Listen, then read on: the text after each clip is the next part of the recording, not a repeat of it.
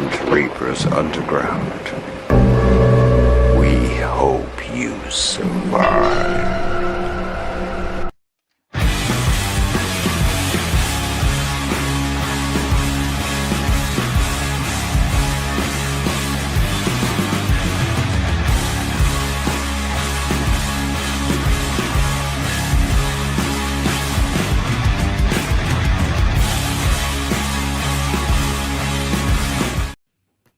What's up, demons and addicts all over this great country and around the world? That's right, I can fucking see every single one of you. It is Reaper's Underground, yes, on a Friday night. It's been a minute. We've been doing Thursdays forever.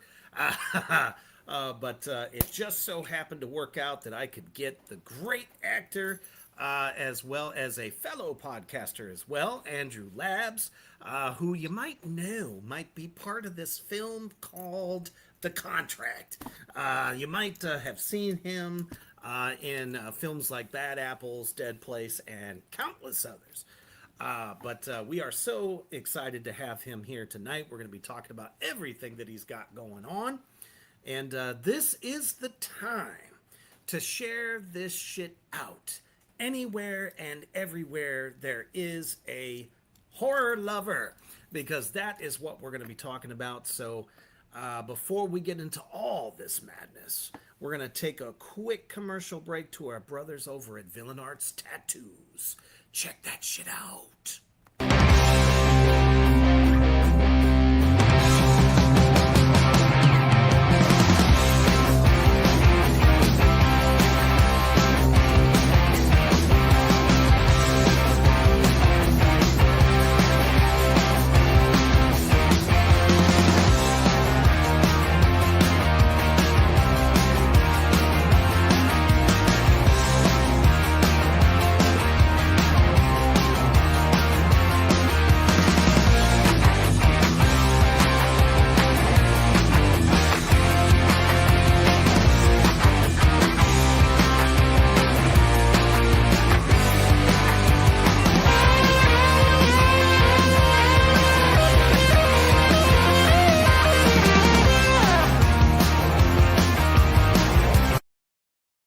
That's right, demons. Villain Arts Tattoos tattoo conventions, the largest in the world, in the country. And you guys know what to do. I tell y'all's asses every single week when they come to your city, your state, your town. Make sure you get there and get a high quality tattoo from some of the best artists in the country, including Ink Master. That's right. Make sure you get there. There should be one coming up that I will be at in Nashville. So Nashville, get ready for the big bad devil daddy. Love Nashville. Haven't been there in a couple years.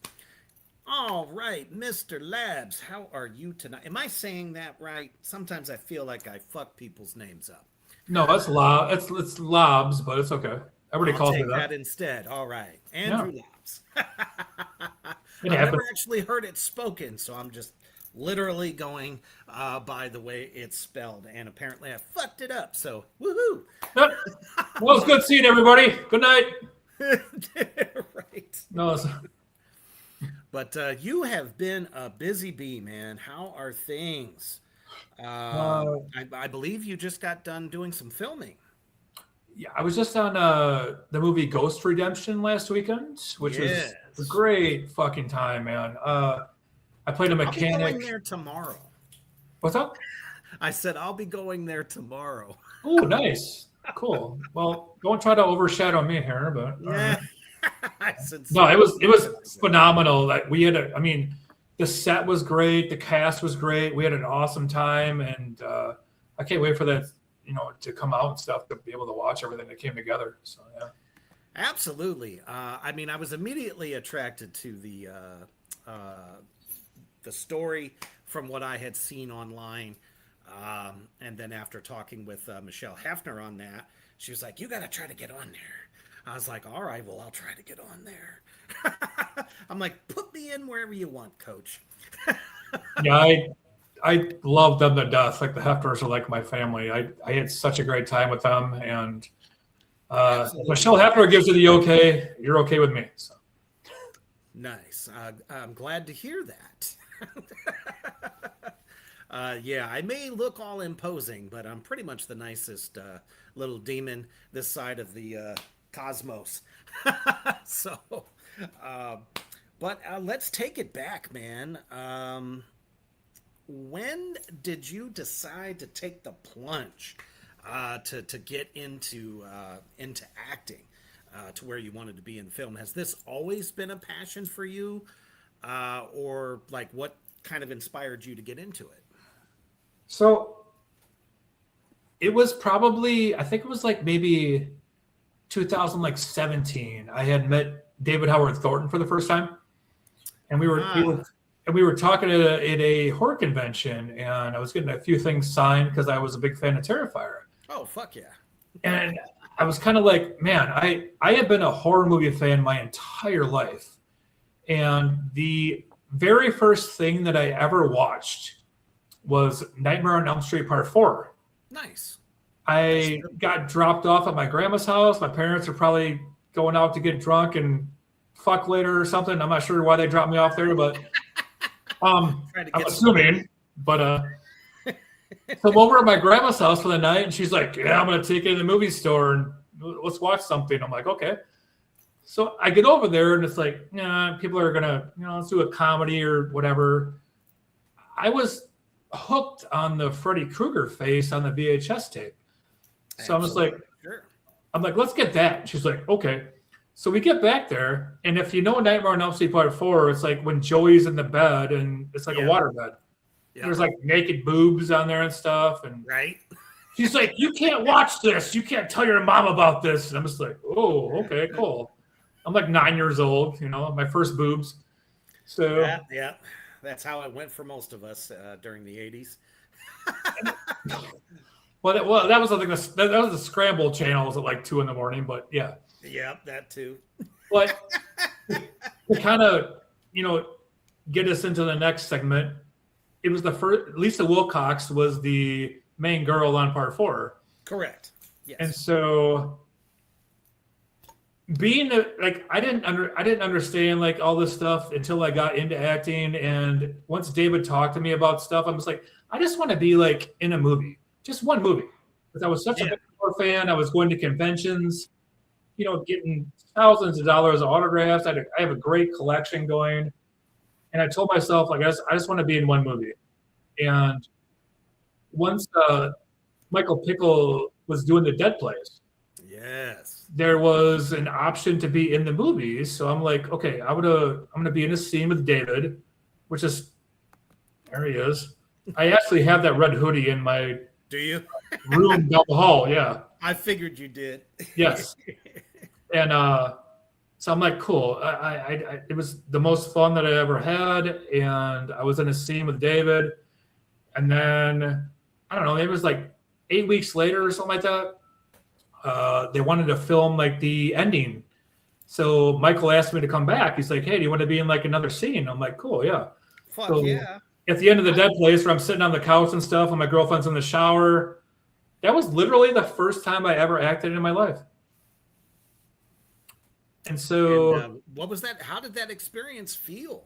It was so fucking surreal, dude. I didn't understand what was going on at first. I was like, this is cool. I got an assistant, and I'm like, assistant? Oh, shit. Yeah, I can't get one of those in real life. I'm like, right, all right. Exactly. So I got done with all that, and then it like led me into the Lisa Wilcox thing with Bad Apples. And it's like, I am adopting the child of the girl that I watched growing up in the first horror movie I watched.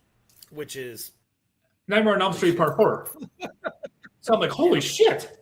Like, this is like the coolest thing ever. And then like it gets to the point where now it's just a job. And it's been the greatest thing that's ever happened to me. And I love it.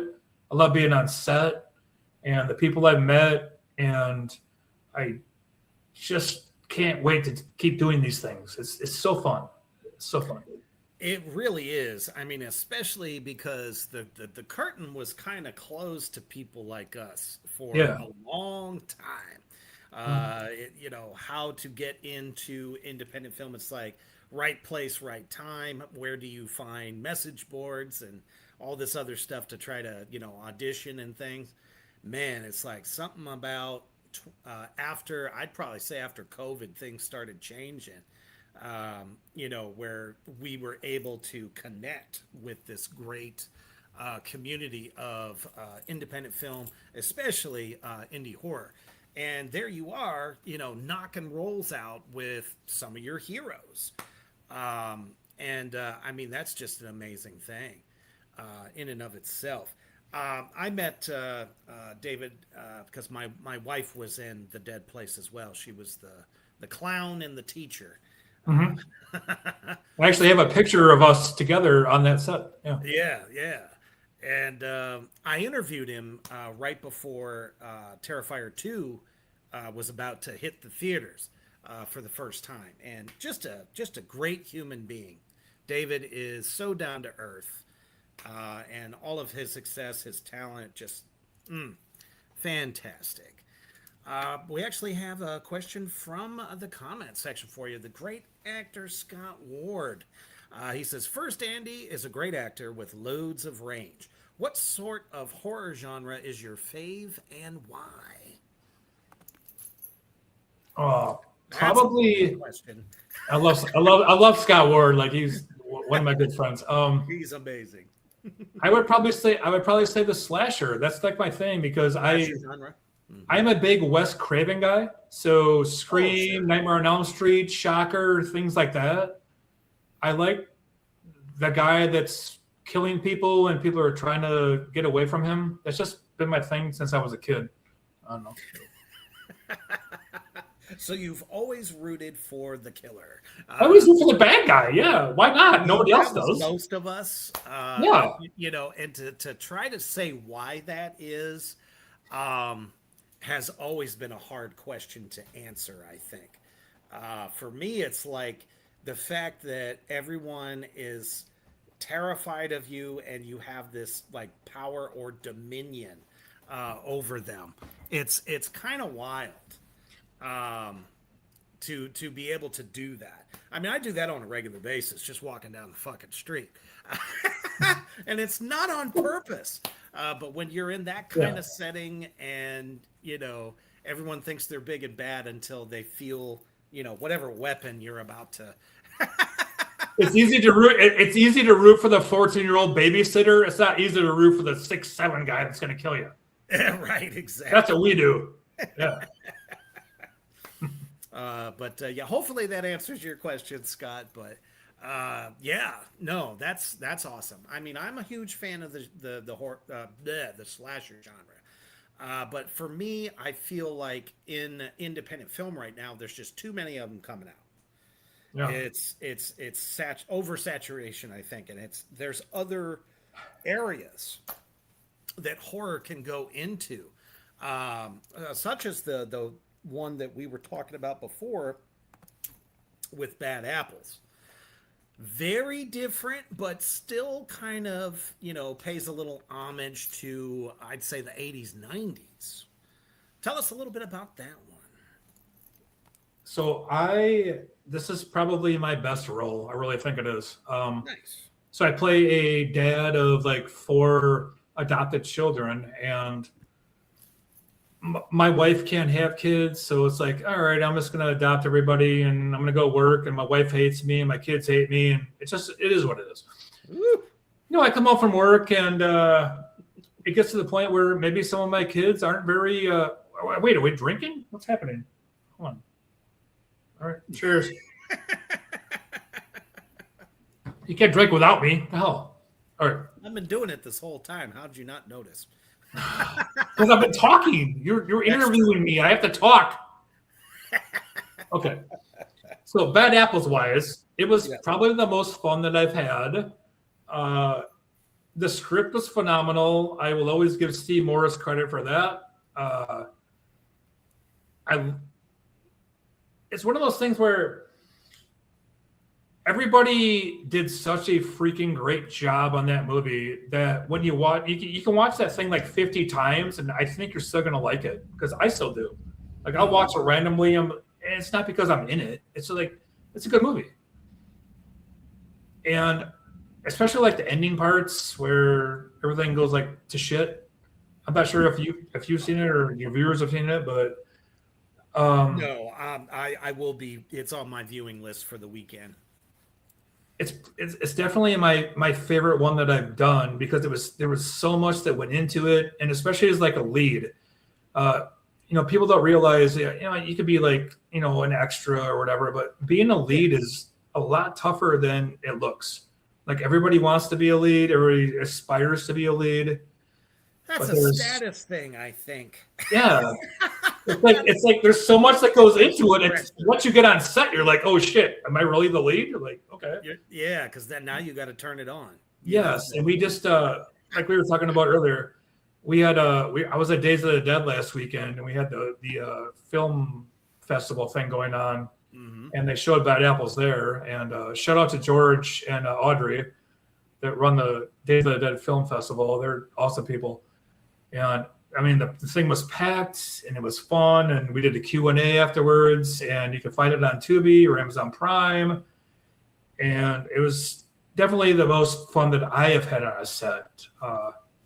And I hope to, I wish every movie was like that. Like it's not going to be, but what are you going to do? That's just kind of how it is. It's one of those things where most of us actors, if one hits, we feel accomplished. Yeah, that's definitely how I felt with the film Grind when it won a few awards and stuff. And I was like, that was pretty big moment for all of us that were involved in that, which a lot of your colleagues that were in that one as well. Lynn Lowry and Dee Hefner was in that as well. Yeah. So, yeah. Lynn was my mama in a hard play or in Bad Apples. Yeah. Exactly. Yeah. Now, I was going to say, it's no longer called The Hard Place. Oh, yeah. It's now known as the Backwoods Blood Feud. Which I don't know. Is still a great title. But unfortunately, somebody comes out of the woodwork saying we had it first. And, this, that, the other thing. And sometimes you just got to play ball with them, But, man, I did a review here on Reaper's Underground for that film. And you were... Fraz, yeah. I was looking down at it. I'm going... That's a hell of a name right there. And you were also a monster at the same time. Man, what was that like? Jay Horton is definitely one of my favorite independent directors, and he always brings it. But you guys were in the fucking cold on this one. Holy moly. So I remember, I was going down there. So do you remember the part where we were sitting by the fence line and I was out there, talking? Okay. So that was going to be my part. And when I was going there, Jay messaged me. He's like, hey, man, I need you to do this other thing. And I'm like, okay, what is it? He's like, the character of Fraz. I'm like, okay. So I have literally 12 hours to learn 15 pages of script here. So I'm like, all right, I got you. So I'm at the Airbnb with Tom Stanek and Steve Morris, and we're chilling, and I'm reading her through. I'm like, all right. So I get to that point, so I'm playing Fraz, and I'm playing his twin brother Laabs and 87 other characters, and he's like, "Yeah, he's like, so we're gonna make you a monster too." So Robert Bravo, love him. Yeah, great effects guy. Great effects guy. So he's putting makeup on my face for an hour straight. So I turn into a monster. So I'm doing a monster. I'm doing two brothers, and then I'm doing another scene outside of the house. I'm doing another scene inside the house, washing dishes with Rachel. So I had 16 characters going on in one day. I love it. I'm like, okay, cool. Talk about a trial by fire. Yeah, and then the first day was so bad because we got there and it was so cold, and I had to do sound. So it's I didn't film for 4 days, and Kevin Thompson and Ashley, We're like, hey, just come out and hang out. So I'm like, all right, cool. So I got there and Horton's like, hey, can you do sound? I'm like, I don't know. Can I? I've never done it before. Like, hold a boom mic if that's what you want me to do. Yeah. So if you watch like in that movie, if you watch like when they're at the drive-in scene. Yeah. So I'm doing the sound, never did it in my life. I was freezing my balls off. It was like -10 degrees. And I'm sitting there with like no, I don't have any mittens on or nothing. I got the boomstick and the thing, and it's like freezing to my hand. And I'm like, God, this sucks. It's now a part of you. Yeah. So I did that for a couple of days, and then, I went to the acting. But yeah, that was when I first met Scott and Ashley and Kevin and Bravo and all those guys. Yeah, it was such a great experience. I'll never forget that for sure. He said it was so freaking cold at that. It was. Oh my God. From the pictures alone, man, I could tell that it was one of those miserable moments. I'm sitting there with the boomstick, and it's like attached to my hand, and I'm like, oh, like shaking. I'm like, God damn, it's cold. I don't know what's worse, that or when I was playing Carlo in The Clown Dies at Midnight, and it's 115 degrees out with no clouds, straight sun beating down. I would probably rather have that outside, but not inside. Oh, right, for sure, definitely not inside. But yeah, man, I everyone pulled off a phenomenal film with Backwoods Blood Feud. I really enjoyed that. And you were great. You were fantastic. Appreciate that. Absolutely. We had a good time on that monkey scene when we're all talking about shit out there. That was good times. And it definitely does show your range. I mean, you have a lot of stuff on your IMDb. So many different characters. Like I was actually very much interested in this one. The others, Doom from the Stars.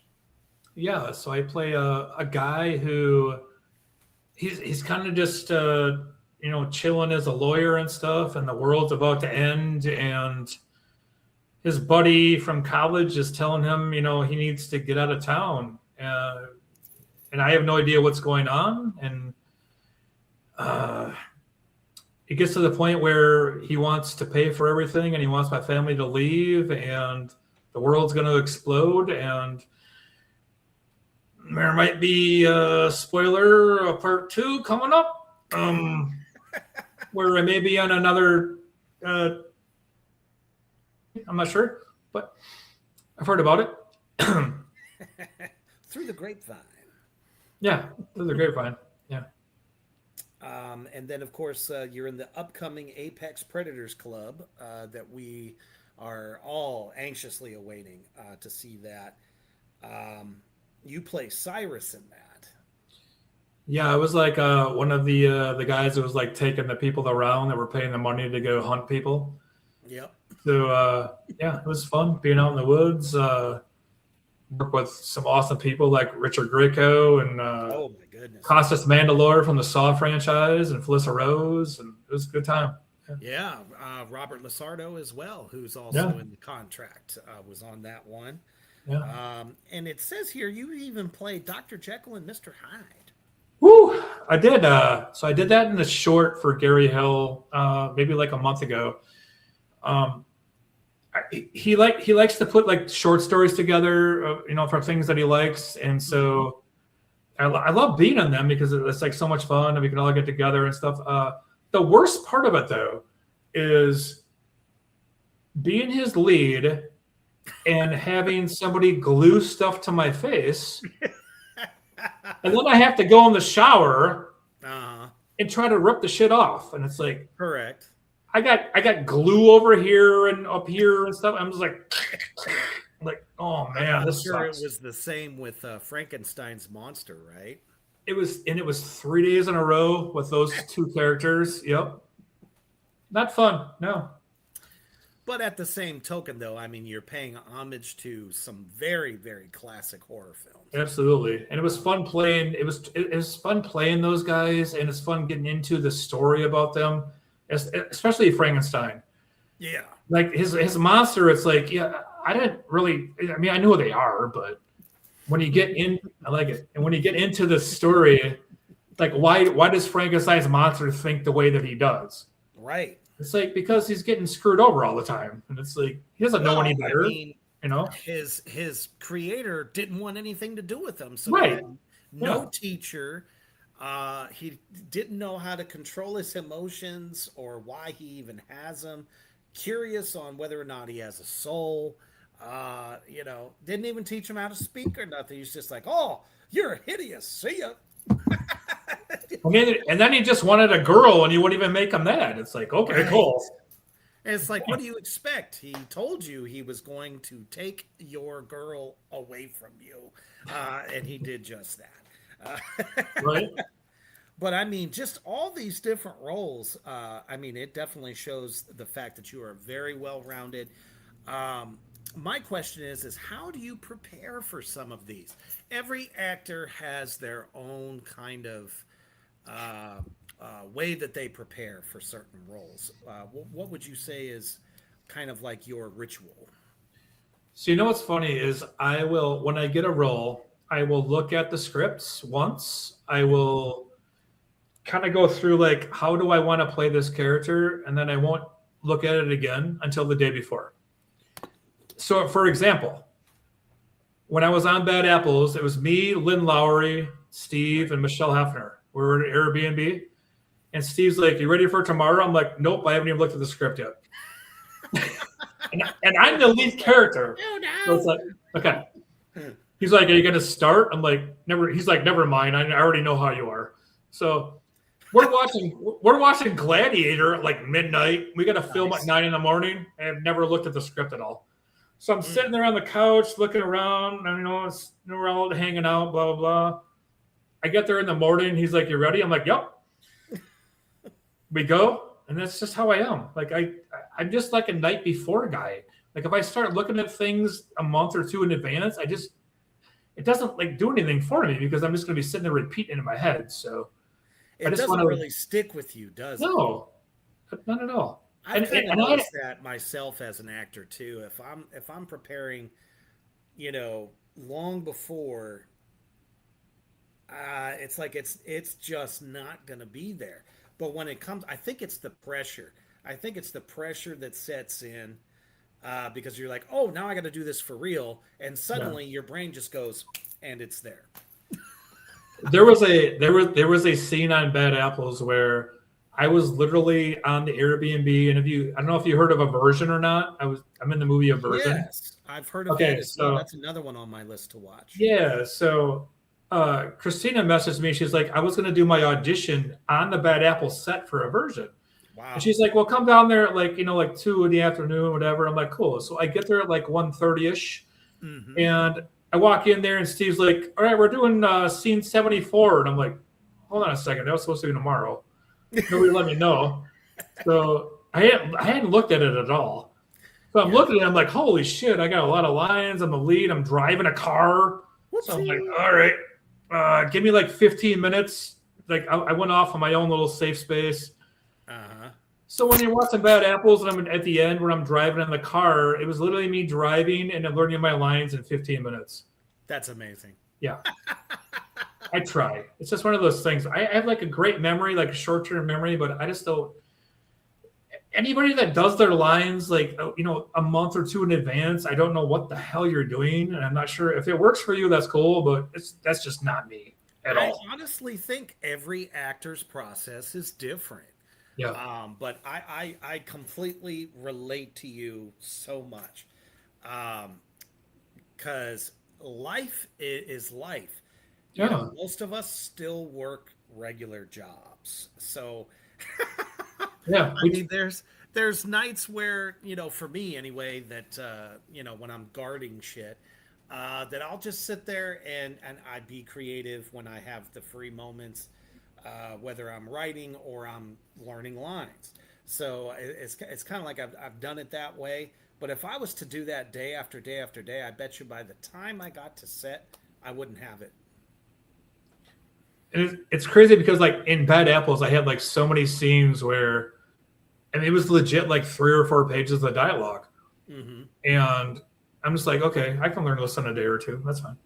So I just kind of did it overnight. And when you see me in Bad Apples, it's just like me remembering my stuff in a day. So it's just the way I am, and I like it that way.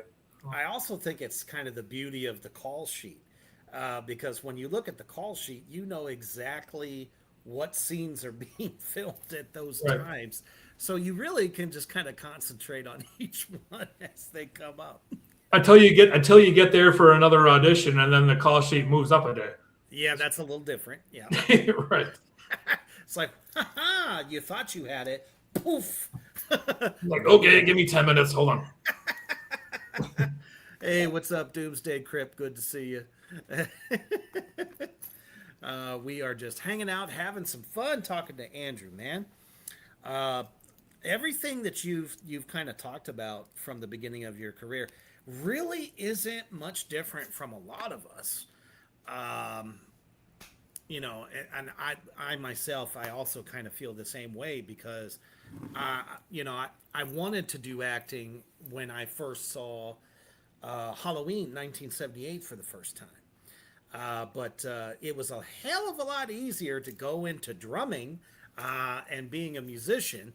And that took the bigger part of my life. But now I'm in the latter part of my life. Man, that sounds terrible. The later portion of my life. And I've been pursuing this ever since. So it sounds like you and I have been kind of been at this about the same amount of time, which is really cool. Well, I played the flute in 8th grade. I was really good at that. No shit. Yeah.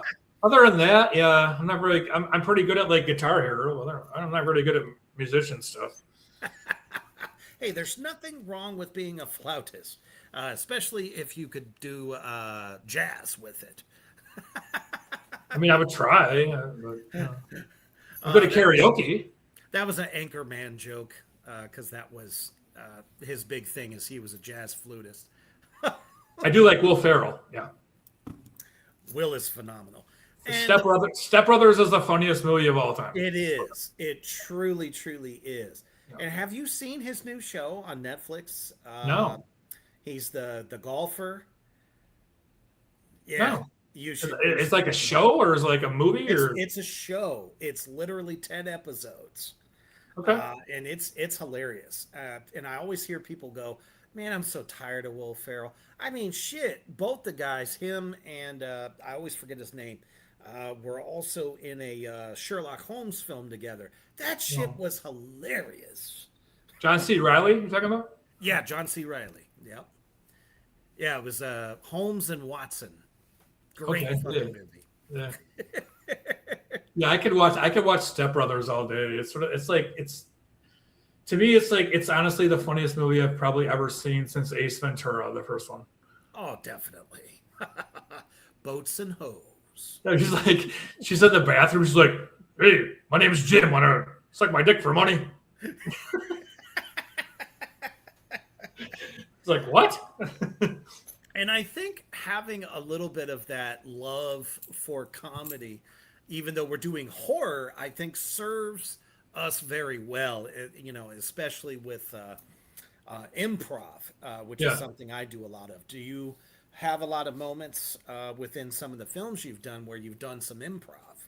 Oh my God.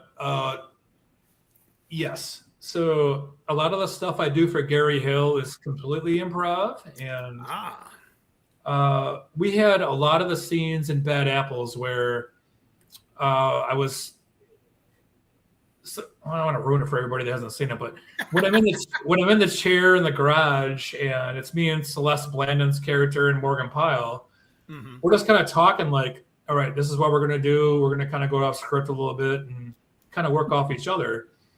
So if you watch a lot of the end of Bad Apples in the garage, a lot of that is just improv between me and Celeste, because it got to the point where if I'm being held hostage, I mean, you know me, I'm not going to be like, hey, you want to play Monopoly? No, I'm like, you fucking stupid bitch. I'm going to freaking kill you when I got all these damn cuffs. And I'm shaking around and stuff, and I'm talking shit to her, and she's giving it right back at me. So we're like, let's just make it work. Let's make it, you know, an actual thing.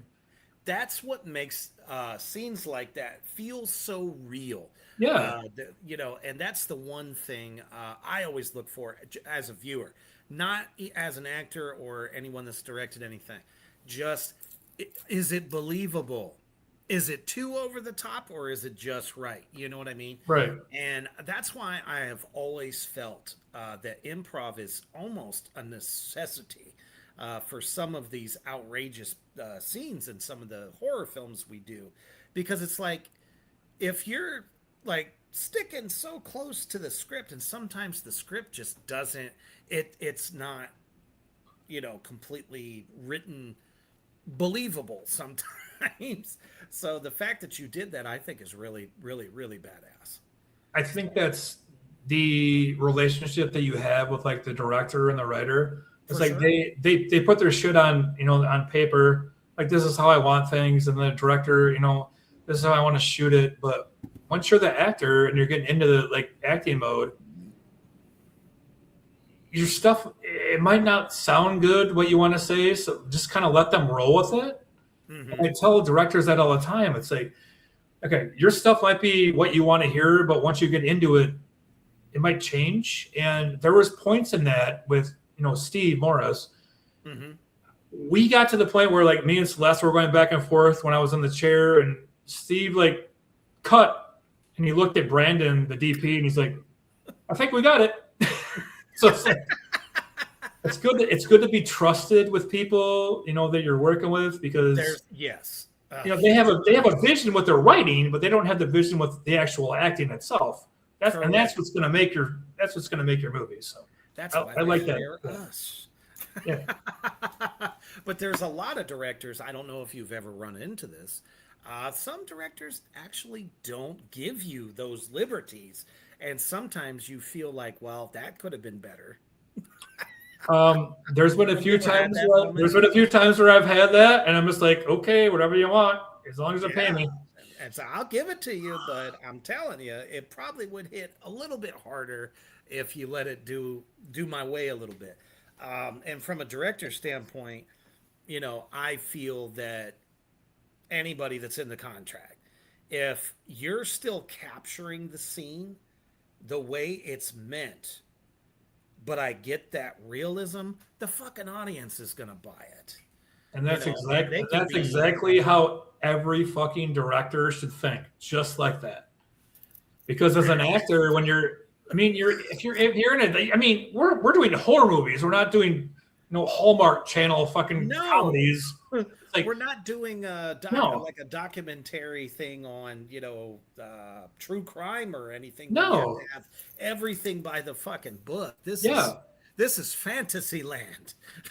It's like I'm tied down in a chair. I'm getting fucking murdered. Like, I got people stalking me. How do you want me to act? Like, oh, hopefully I don't get killed. No, I'm gonna be like a real human being, where I'm getting chased or stabbed, or I'm in a fight. Like, that's the way it is. Unfortunately, there's some films where you see when an actor doesn't convey that emotion, and it's like, what the fuck were you? Help! Somebody! Anybody! Please! And there's nobody around, and you're running around like a psycho moron. It's like, no, just fight your way out of it. That's what I would do. I mean, it's real life. Like, come on. Sure, no one's gonna just sit there and go, oh, maybe he won't come back. Somebody there? Anybody there? What are they going to say? Yeah, I'm right here. Come over here. For real. That's why I think a lot of people had such trouble with some of the original horror tropes from the 80s and 90s, because it's like, we wouldn't do that. Who just stands there looking, this way, that way? Oh, I think I shook him. No, you didn't. Like, I love it, because it's like the stuff, it's like the shit we grew up on, but it's fun, but it's not realist. It's not very realistic. Yeah, you're like a 90-pound girl, and you're looking out the door. Is somebody there? Can I help you? Like, you have no weapons. What are you gonna do? Boring to death? Right. Like, you have no weapon, no phone, and you're wrapped in a towel. Nowadays, it's like, all right, come on, motherfucker. You got something to say? Right. And I think that's why people are digging, horror so much more. I would say probably, let's see, we're in 2026, so probably the last 30 years, because it's been a little bit more intelligent. But there are still moments where I will yell at the screen on TV. I'll be like, "The fuck are you doing that for?" I do that all the time. Yeah. But that's also, like we said, that's kind of the fun romantic part of it. Is we're always trying to we're so involved in what's going on. But the fact that you're bringing across that realism, I really, really look forward to watching that. And I think that we need to show the great demons and addicts what we've been talking about with the film Bad Apples. Unfortunately, am I in this one? Oh, okay. yes. As a matter of fact, you are. This is not like the UK version. Yeah, I'm actually in the back right there too. Is everything all right? Fun fact. Hi there, Nikita. Is it about Nina? I don't have time for new sisters. You know, Nina, getting adopted at 17 isn't typical. This is your last chance. I get it. Be on my best behavior. Sarah, your new daughter's here. I apologize for Alice. She's not a morning person. I know Nina's gonna fit right in. Isn't that right, Nina? Absolutely. Everything to your liking? It's perfect. Alice, could you make sure she gets to the phone office? It's in the front, Sarah. Kind of hard. Don't worry about that school afterward. You know it's lunchtime. Why aren't you hanging out with your friends? We're not friends. We're not sisters. We're just strangers that happen to live under the same roof. That's it. Hey! Bullies don't just leave you alone. You have to make them stop. Next time, don't hesitate. I think there's something wrong with Nina. What the hell is wrong with you? It just doesn't feel right having her here. Bad dream. Why are you so interested in Alice? I'm just trying to get to know her better. Stop taking pictures of me. Or what? Nina has been 6 different families, and in each case, she had to be removed from those homes. She just has a knack for attracting trouble. She's just a teenage girl. Whatever's going on, I'm sure there's a reasonable explanation. Or maybe she's just a bad apple. You've got them wrapped around your little finger. Hello? You did this! Well, if it isn't the drama queen, What are you doing sneaking around? you have no idea how long I've been waiting for this. As long as Alice is here, no one is safe. That wasn't funny. What did you do? You might pretend to be tough, but do you really think you stand a chance with me? How did you take that bag? Oh boy. Whoa. So that was without trying to sound Give away unsafe. any secrets? That was completely real. Of course We it got to the was. point where I do all my own stunts. So just so you know that on the contract, I do it safely, but Always. the bag had no holes in it. It was No shit. It was the actual bag that went over my head. I was actually suffocating in real life. And I had somebody next to me that I was kicking in case it got to the point where I was going to pass out. Correct. Uh, I would certainly hope so we did about 3 or 4 takes of me with like 10 seconds over the bag. It was kind of, so the reaction that I give in the movie is the actual reaction that somebody would give if they got choked in the bag. Wow. There was one point. I love Lynn Lowry as my mama, and she's my friend. But we had a time where we yelled action, and she's across from me.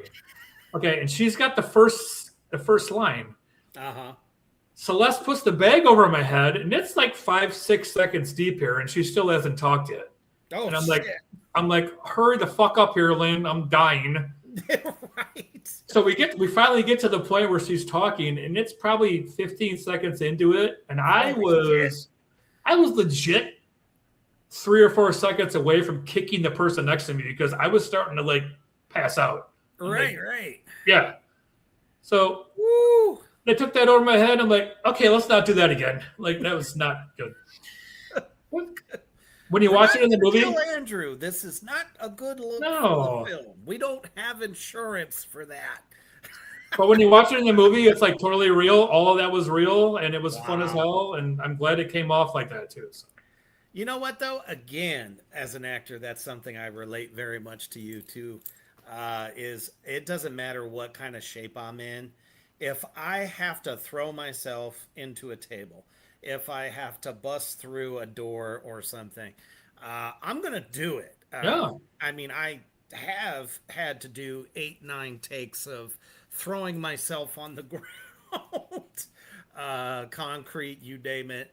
No crash pads or anything like that. But I've also had the luxury of that as well, which I prefer that so much more. But yeah, anything to get the scene. And that is the Bruce Campbell way, which is why he couldn't do Ash Williams much beyond the TV show. I'm the same way as like, I like to be realistic as possible. And there's times in there where, like when I come out in the garage and I get tased, like I'm falling on the cement garage floor. It's like I'm doing 8 takes of that. So it's like I'm like, just do it. I'm like, just do it. Right. I mean, I'm already amped up. I'll worry about the pain afterwards. Exactly. And like I understand, like obviously the girls aren't gonna want to do that, and like the pussy guys ain't gonna want to do that. But I'm not one of those dudes. Like I like to do my own stunts. Like. It's going to hurt later on, but I want it to be, if I'm making a movie for a director and I'm putting everything into it, I want it to be as realistic as possible.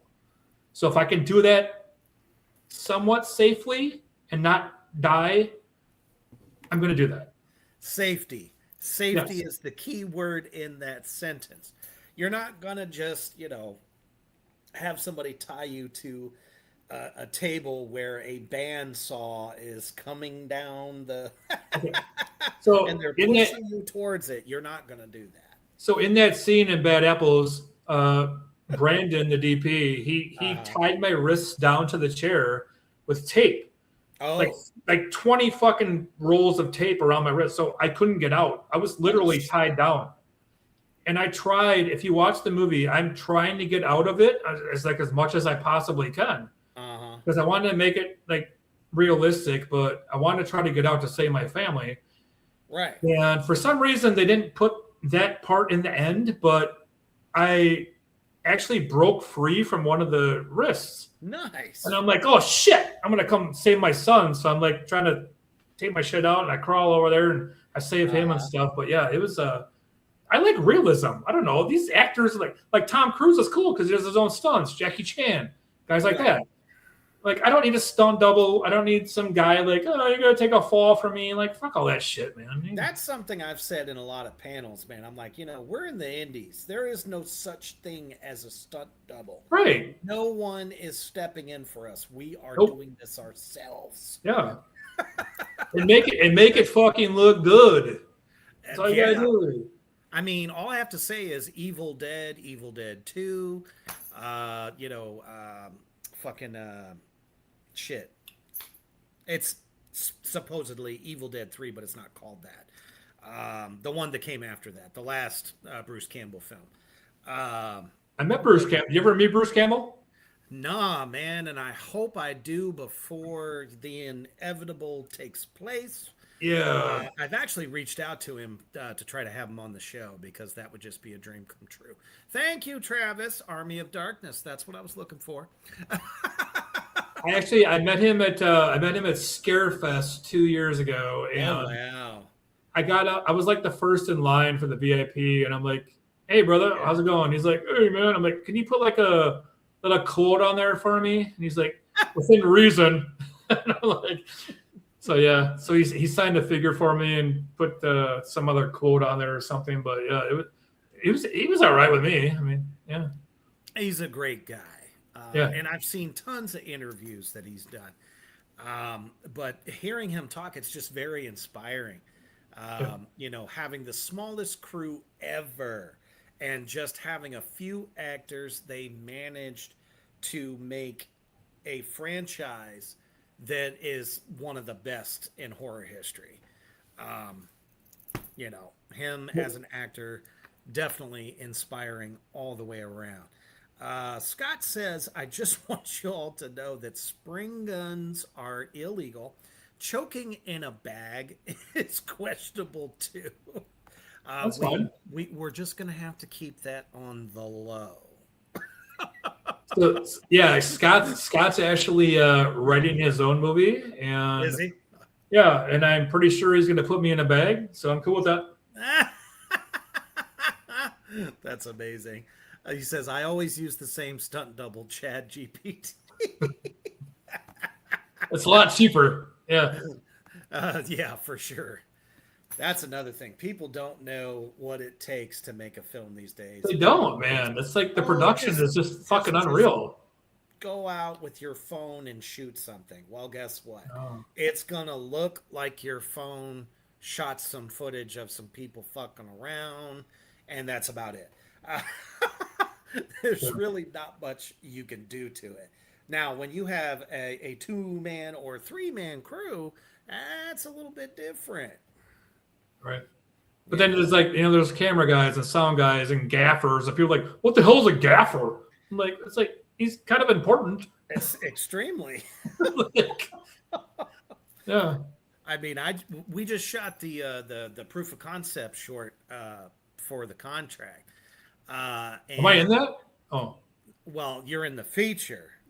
Thank God. All right. We can't give away all the tasty bits. I'm taking over the town, man. What's that? I'm taking over the town. I got to take Potash's spot. Oh no! Actually, we're looking very forward to you as Carl Briggs in the feature. So Okay. what drew? Oh, actually, that's a fantastic question. What drew you to the contract? I say, like, when I saw it, I'm like, okay, this is cool as shit. And a lot of people don't get this. Your plugging on Facebook and everything that you do with that is there, as far as, like, you know, sound and, you know, putting out different things. It drew me to it. So I'm like, oh, this is cool as hell. Most people, they will put stuff on Facebook and be like, hey, buy my stuff or be in my movie. Right. And it's like, no, you're like, this shit is cool as fuck. Like, I'm like, a contract. I'm like, cool. And I saw John was attached to it. I'm like, okay, let me look into this a little more. So I reached out to him, and he's like, yeah, I'm doing this thing, blah, blah. I'm like, okay, cool. Let me try to reach out to Steve about that. Because I'd worked with Kelsey in the Dead Place. So I'm like, all right. Yeah, cool. yeah. A lot of people don't understand that social media is a super fucking great place to get people to follow your stuff. It is. It's a necessary evil. But you have to be good at it, like you are, to draw me into that movie. Otherwise, I never would have knew about it.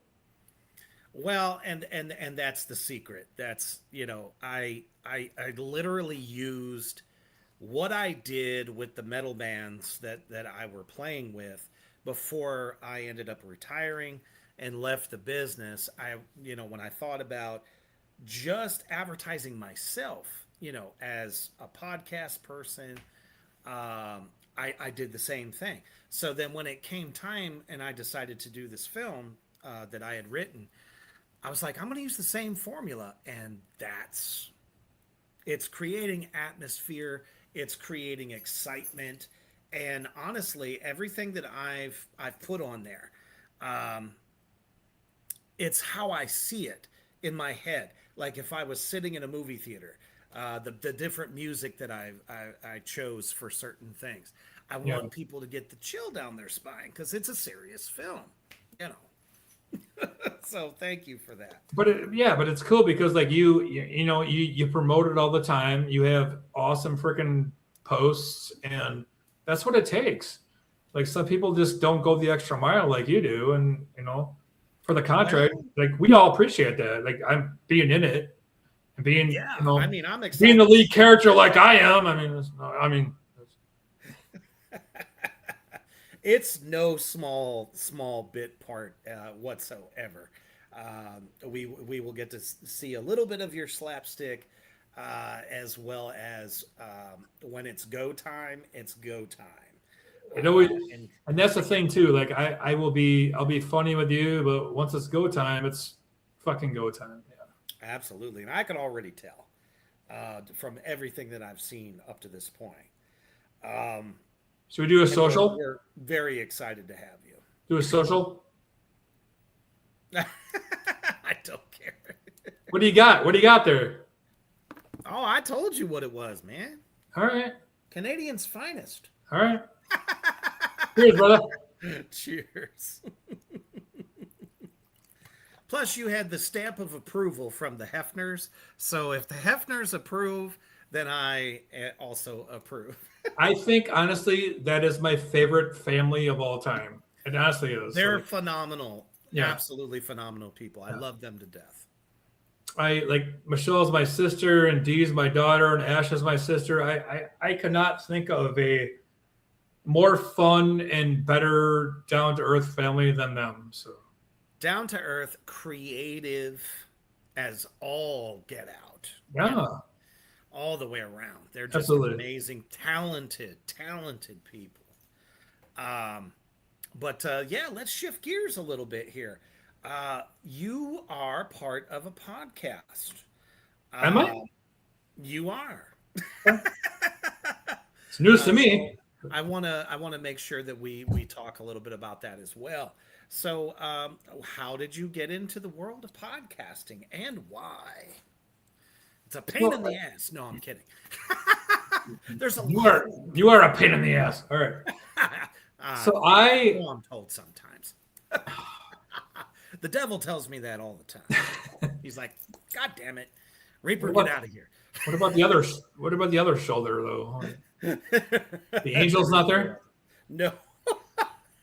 I just want to I love talking about movies in general, and I just wanted to have fun. And I met Travis on The Dead Place, and we just kind of I think the first day me and him and a couple other guys, we went down to this restaurant in California where we were shooting, and we were hanging out. We had good times, and I've been talking to him for a long time.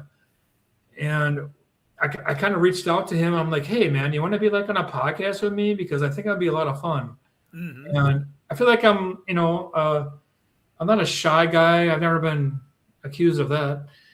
And I just want to talk about horror stuff and have guests on and talk about movies. And we're 6 episodes in now, and we're having a great time. And I've met a lot of great people. So, yeah.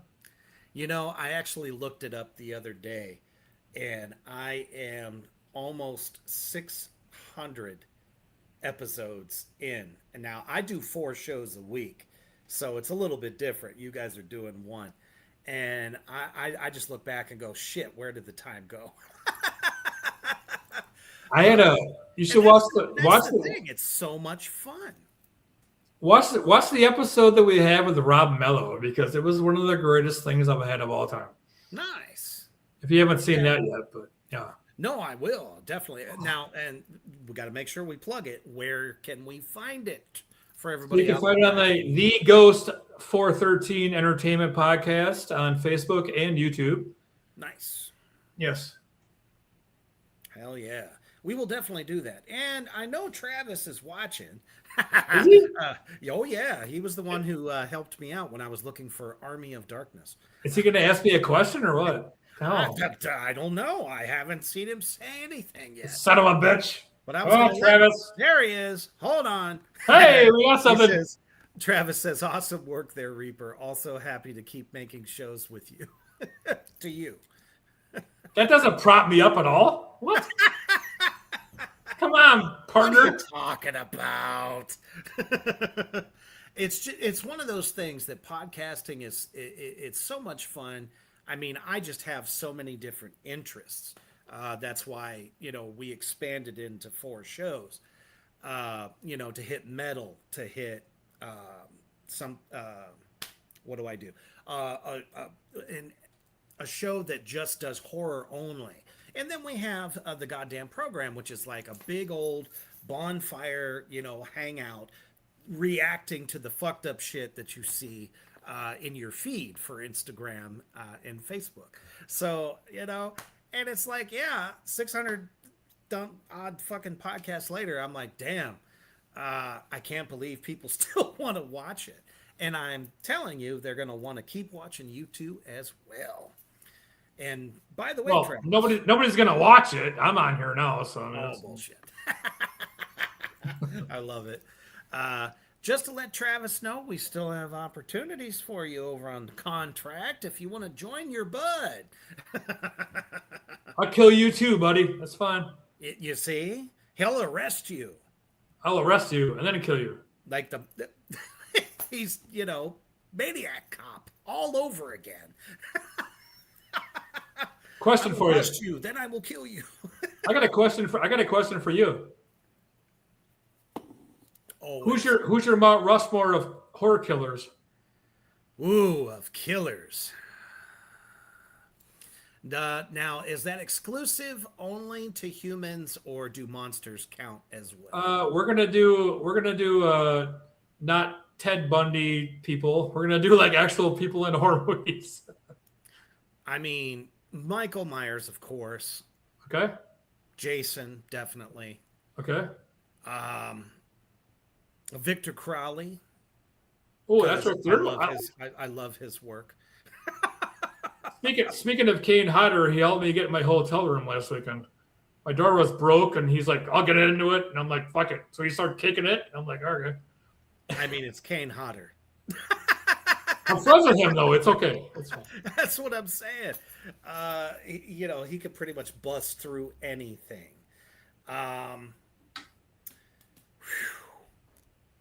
That's four people, right? Yeah. I'm surprised they're not saying the wifey's guy. Oh, the Terrifier. But it's your list though. So correct. And I'm a bit old school, and I will always have my favorites. But I mean, per decade, I would say I have a Mount Rushmore of characters that I love from every decade of horror that has come along. I'm old, Yeah. You don't like Freddy Krueger? Freddy made me laugh. That wasn't. I don't know what it is, man. I love Freddy. I think Freddy is great. But as a killer, it just isn't quite the same to me. I have love for him, but I would not put him up so high as far as like a Mount Rushmore. Leatherface? Leatherface for sure. That would be my 4th. Okay. I like it. That's cool. All right. That and Dracula, Dracula, Wolfman, Frankenstein. Frankenstein, that's me. I'm a big Universal guy, so I will always defer to the originals as well. Got a question for you from Travis. He says, okay, question. If you could star in any kind of horror movie, what would it be about? And would you be the good guy or the bad guy in this story? That's a very loaded, good question. If I could star in any horror movie, what would it be about? I feel like I would want to be. So here's my thing. Okay, I thought about this a few times. So I want to be in a movie where I am completely oblivious to what's happening. So people around me are dying. Maybe my girlfriend dies, my best friend dies or something, but I don't know what the hell is going on. But I get to the end of the movie and I have to save the day for everybody else that's left. Nice. Yeah. I can honestly say, again, I can relate to that. Because I was watching just last night, Ready or Not Part 2, Here I Come. Ready or not, here I come. Who sings that? I know who you're talking about. But if I could pull that name out right now, it'd be incredible. But unfortunately, I can't. Oh, it's Lauryn Hill. Yes. Yes. Holy shit! And Yes. how incredible is that? I actually pulled that out of my dome. It's amazing. That's why you're the host, bro. Shit. I get, some of my devoted flock tend to tell me every now and again when I get tongue-tied and I can't remember somebody's name, but no, I definitely relate on that too, because like I said, watching that film, I was like, I would love to be thrust into that situation. Everybody wants to kill me, and I have a chance that I could be killing them and win the big seat.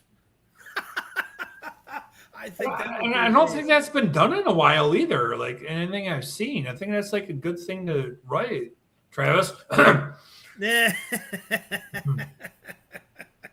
And surprisingly enough, I won't write a film quite like that, because I like to do original ideas. I don't like to really spoof off of shit that's already been done, especially something like that we never thought was going to be mainstream. It's the same thing that happened with Terrifier. Terrifier was an independent film, and so was the second one. But by the third one, it's mainstream. You know what I mean? And then with the first, Ready or Not, was also independent. But the second one got a widespread theater release. So that's what puts you up into the mainstream, because your budget goes through the roof. But I definitely do dig the idea, the concept. And if somebody could do it a bit differently, fuck yeah, I'm in. I'd want to watch it. I remember watching. I watched Terrifier 2 in my theater here in my hometown.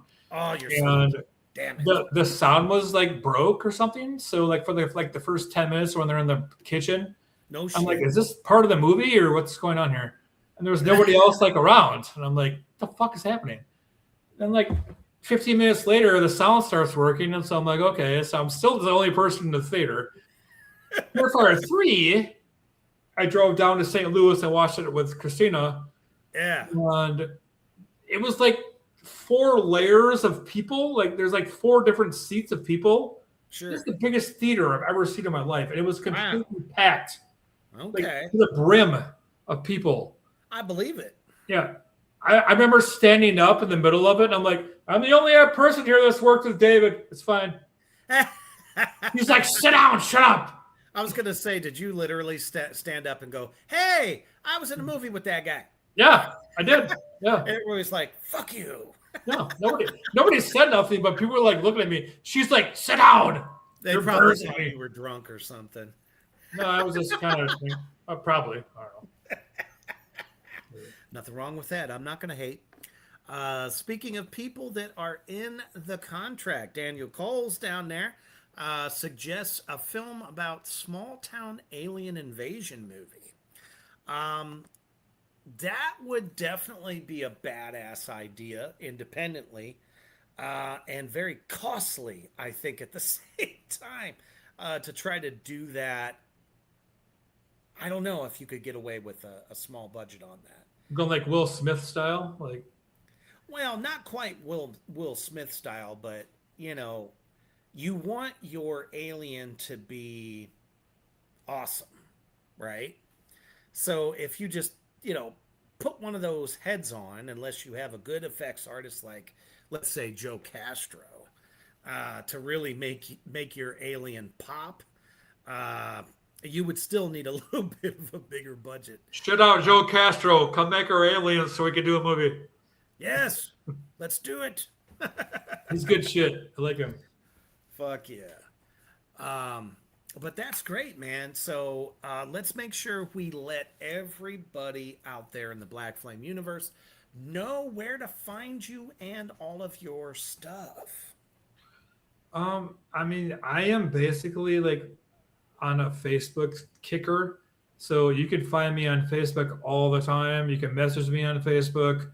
I'm not a big Instagram guy. Like I have an Instagram page that people keep following, but I'm never really on there. So It's like Facebook's the greatest. Facebook's the greatest place to find me if you want to hire me and stuff, and make me audition. If you're a good-looking girl, you can text me. That's fine too. But other than that, yeah. He won't stalk you, I promise. I swear to God, I won't. I'll take you to like some buffet or something. We'll work it out. It's cool. Sounds appetizing. And as far as some of the films that you've been in, what platforms are they currently streaming on? You can watch Bad Apples for free for all you bums out there on Tubi, or you can pay for it on Amazon Prime. The others is on some other thing that I can't remember, but we'll figure that out later. Probably like Possum or something. And then you can watch. It's not even the Hard Place anymore. It's like Backwoods something or another. Yep, the Backwoods. Yeah. Well, they changed the name of it, so I'm like out of the loop on that one. But we said it earlier, actually. You can watch the Dead Place on Bloodstream TV for sure. Oh, there we go. Yeah. There's that Kelsey girl that's on there too. I'm not sure about her, but she's gonna... Backwoods Blood Feud. Backwoods Blood Feud. Yes. Okay. Whatever. I don't know. I guess they changed the name of that shit. Whatever. Well, they had to, because somebody else claimed it. I'm not the I'm not into. I'm just the actor. I don't know what's going on with all that shit. But...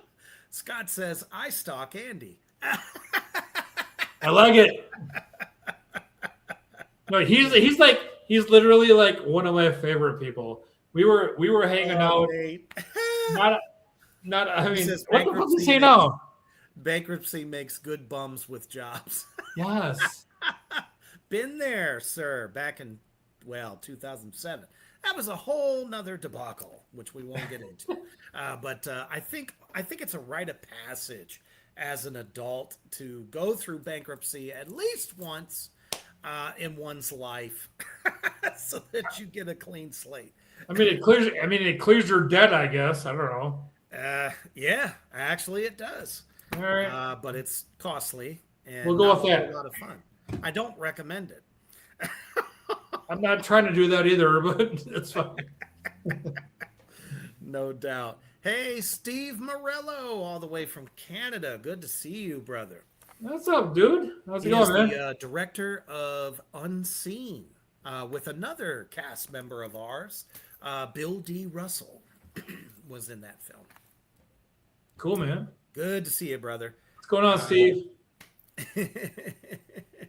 So, for everyone that has shown up for you tonight, and probably all the new fans, and I know I can see you all, that you will be checking out Andrew's films, what is your lasting message for them? So, or should I say advice? So you're giving me a live mic right now to talk? Mm-hmm. Is that a good idea? I think so. Anyone that's thinking about getting into this industry, how about that? So here's my advice to you. If you think that you have the chops to be able to come into the movie industry, I would suggest going to conventions, talking to people, making posts about it, and actually making an effort. Because when you think that you were owed something, that's not going to happen. No. Sorry. I'm sorry, it's not.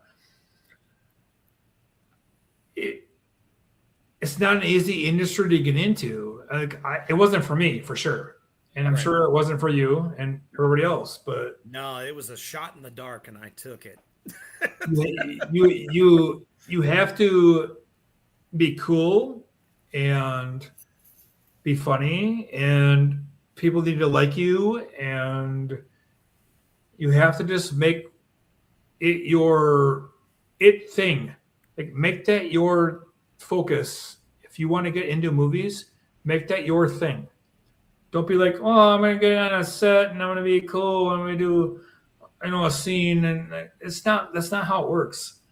No, definitely not. Well, let's Just put it this way: that's not how you get callbacks. absolutely not. But a lot of people feel that way. Like, well, did this thing and I bought a perk, and okay, just because you buy a producer perk doesn't mean you're a producer. Okay. No, not necessarily. It's No. those that go above and beyond the call of duty that stand out, and especially on the contract, we got quite a few good ones that are committed, dedicated to independent horror. And there's a lot of them that actually do a lot behind the scenes as well. But that's Cool though. That's what we need Yeah. on our movie. for sure. And I think that's very sound advice for those of you out there in the Black Flame universe that are still thinking about taking that plunge. No matter how you get into this business, whether you're an extra or somebody that does, like he said, get a reward from a campaign. After that, it's up to you to make it happen. It really is. Like, you get to the point where it's like, okay, I can, pay for a perk. I can go on set. Like, this. When you get on set, it's up to you to make your character or yourself known. If you don't do that, it's not anybody else's fault. It's yours. Correct. So, honing your craft. Knowing when that it's go time and you've got to bring it, you got to bring it. There's no two ways about it. But you too can be a part of this wonderful industry. There's a lot of positives to it. But at the end of the day, yes, we are having fun, but you still have to take it as though it is a job. Because professionalism goes a long way. Just because you're likable doesn't make you a professional. You're right. You're absolutely right, man. And you're a director. You're hiring people, so it's like, bring it. Let's go, people. If somebody can outdo me, bring it on. I love the competition. Let's make the contract fucking awesome. Everybody else, bring it on. Let's do it. I guarantee they will, sir. But thank you so much for sitting down with us on the Underground on a Friday night. And I agree with what Scott just said. It is work. It is fun work, but it's still work. And I think a lot of people do forget that. We're not just playing Halloween, folks. That happens on October 31st.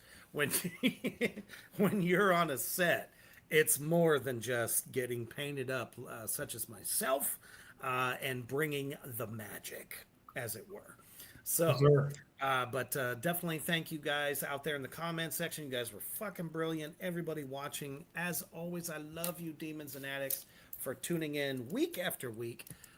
And thank you, Andrew, for hanging out with us tonight. It was a fucking blast. And I cannot wait to get you on set for the contract. It's going to be a lot of fun.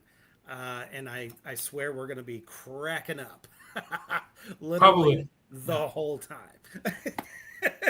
Which is good. Comic relief is wonderful when things are stressful. I like it. There'll be a lot of whiskey available. Okay. It's going to be extra fun. But you know where to find this man. You need to follow him, share, like, do all the things to keep up with what Andrew is doing and all of his future projects. And the most important thing, as always, stay heavy.